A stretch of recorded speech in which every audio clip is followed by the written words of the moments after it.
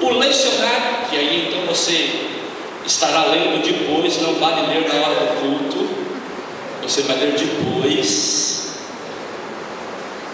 Ele nos indica algumas leituras bíblicas.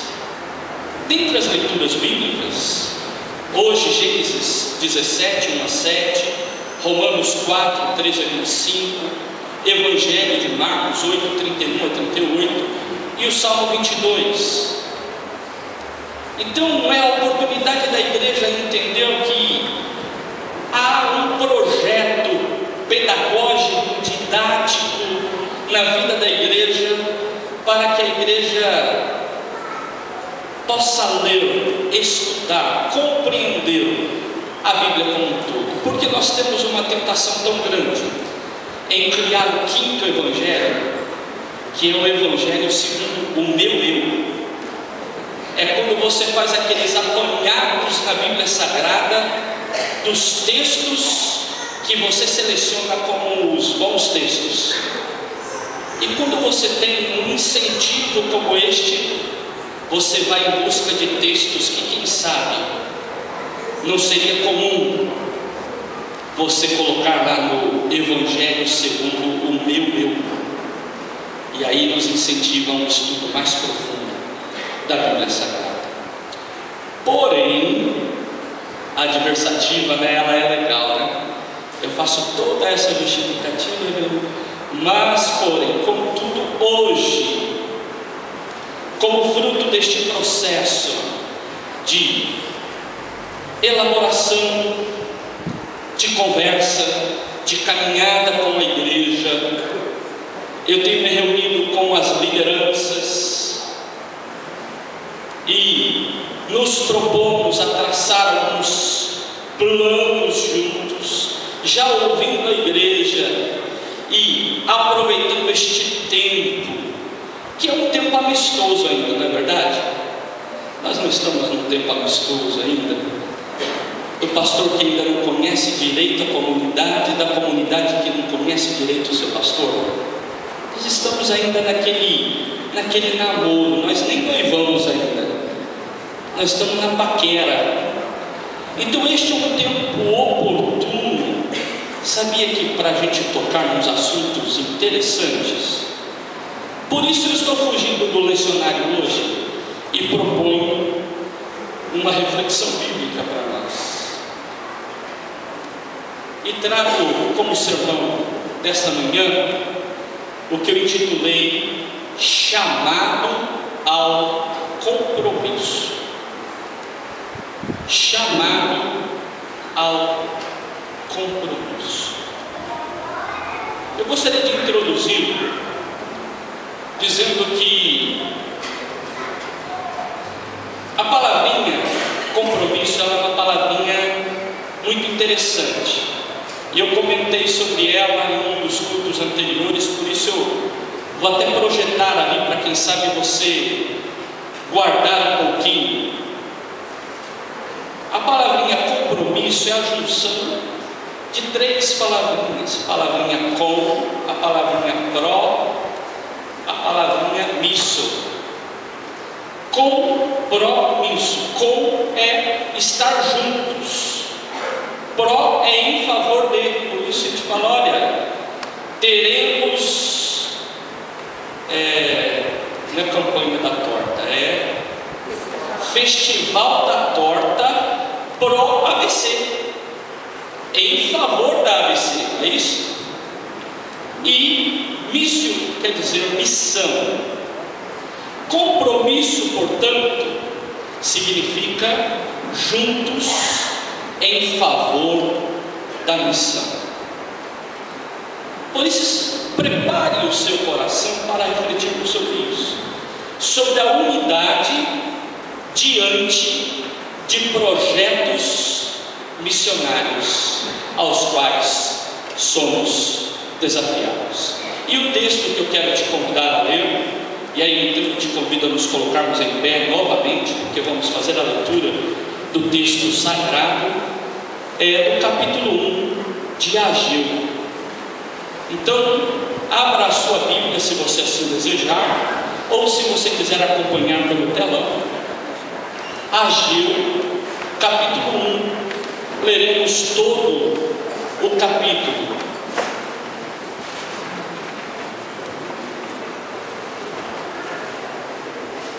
Ageu, capítulo 1. É um dos profetas menores. Diz assim o texto: no segundo ano do rei Dario, no sexto mês, no primeiro dia do mês, veio a palavra do Senhor por intermédio do profeta Ageu a Zorobabel, governador de Judá, filho de Salatiel, e a Josué, o sumo sacerdote, filho de Jeozadaque, dizendo: assim fala o Senhor dos exércitos, dizendo: este povo diz, não veio ainda o tempo de se edificar a casa do Senhor. Veio, pois, a palavra do Senhor por intermédio do profeta Ageu, dizendo: acaso é tempo de habitardes nas vossas casas forradas, enquanto esta casa fica desolada? Ora, pois, assim diz o Senhor dos exércitos: considerai o vosso passado. Tendes semeado muito e recolhido pouco, comeis, mas não vos fartais, bebeis, mas não vos saciais, vestivos, mas ninguém se aquece, e o que recebe salário, recebe-o para o meter num saco furado. Assim diz o Senhor dos exércitos: considerai o vosso passado. Subi ao monte e trazei madeira, e edificai a casa, e dela me deleitarei, e serei glorificado, diz o Senhor. Esperastes o muito, mas eis que veio a ser pouco, e esse pouco, quando trouxeste para a casa, eu o dissipei como um assopro. Por que causa? Diz o Senhor dos exércitos: por causa da minha casa, que está em ruínas, enquanto correis cada um de vós à sua própria casa. Por isso, os céus por cima de vós retêm o orvalho, e a terra retém os seus frutos. E mandei vir a seca sobre a terra, e sobre as colinas, sobre o trigo, e o mosto e o azeite, e sobre tudo que a terra produz, como também sobre os homens e os animais, e sobre todo o seu trabalho. Então Zorobabel, filho de Salatiel, e o sumo sacerdote Josué, filho de Jeozadaque, juntamente com todo o resto do povo, obedeceram à voz do Senhor seu Deus e às palavras do profeta Ageu, como o Senhor seu Deus o tinha enviado, e temeu o povo diante do Senhor. Então Ageu, o mensageiro do Senhor, falou ao povo conforme a mensagem do Senhor, dizendo: eu sou convosco, e diz o Senhor. E o Senhor suscitou o espírito do governador de Judá, Zorobabel, filho de Salatiel, e o espírito do sumo sacerdote Josué, filho de Jeozadaque, e o espírito de todo o resto do povo. E eles vieram e começaram a trabalhar na casa do Senhor dos exércitos, seu Deus, ao 24º dia do sexto mês. Oremos. Fala conosco, Senhor, pois a tua palavra, ela é poderosa. Clamamos pelo teu Espírito. Fala conosco, assim oramos, em nome de Jesus. Amém. Você pode se sentar. Qual é o contexto em que estamos? Quem escreveu para quem? Quem falou para quem? De que povo estamos falando? Então vamos voltar lá. Nós estamos num período após o exílio babilônico. Imagine que o povo havia comido o pão que o padeiro amassou lá na Babilônia. Foi um tempo tremendamente difícil, onde o povo clamava e o povo queria voltar para a terra, e cheios de promessa. Não é verdade que a gente faz um monte de promessa quando a gente está no perigo? Ai, se Deus me ajudasse agora, eu prometo. E eles estavam lá, naqueles momentos difíceis da Babilônia, e diziam: ah, Senhor, se nós voltássemos para a nossa terra, para te louvar no Monte Santo, para te louvar na terra sagrada, no teu santo templo. Balela, porque passou perigo. Eles voltaram, Deus os livrou da Babilônia, Deus os colocou novamente na terra que eles tanto queriam. E quando eles chegaram lá, eles se esqueceram da promessa. O que cada um foi fazer? Cuidar das suas próprias coisas. Sabe o que é? Eu vou dar uma arrumadinha na minha casa, mais ou menos como que é reforma em casa. De verdade eu queria pintar a parede, mas para pintar a parede eu vou ter que pintar o teto, porque o teto está feio. Se eu for pintar o teto, acho que é melhor eu trocar o piso. Mas já que eu vou trocar o piso, aí eu acho que eu vou aproveitar, vou abrir essa parede, eu vou embutir esses fios aqui para dentro. Já que eu vou embutir o fio, eu acho que eu vou trocar essa luminária, né? Porque essa luminária está muito feia. Já que eu vou trocar, eu vou ver se eu troco esses fios, porque esses fios estão muito antigos. Não é mais ou menos assim que a gente faz com a reforma? Esse povo chegou para reconstruir e falou assim: voltamos para a terra. E cada um enfiou o seu narizinho dentro de casa, começou a pensar nas suas coisas e se esqueceram das coisas de Deus.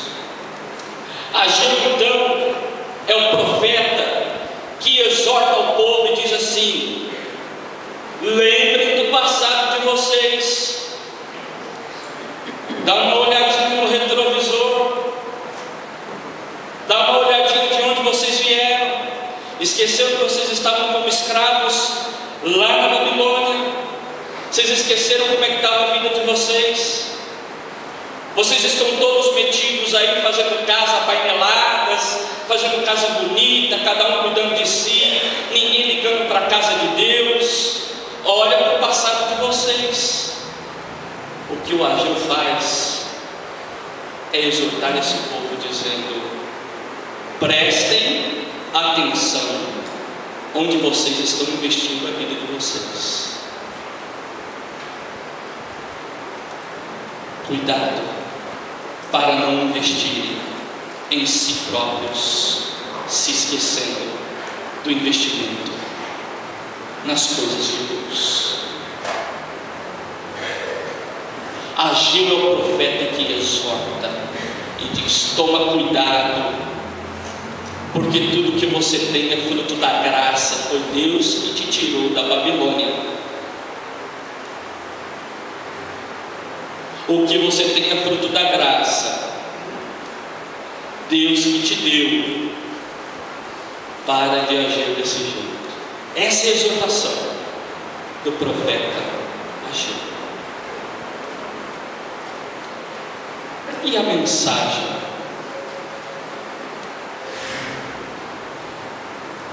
A mensagem para a minha vida, para a tua vida. Olhamos o profeta se dirigindo para um povo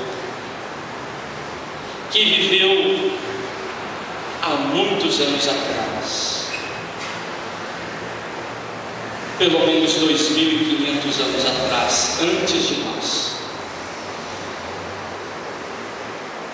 Eu quero dizer que Você pode questionar fatos históricos, mas a mensagem deste texto é profunda. A teologia deste texto é profunda. É chamar as pessoas ao compromisso.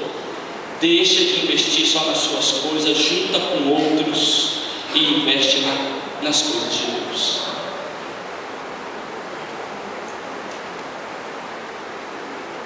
Investe na casa do Senhor.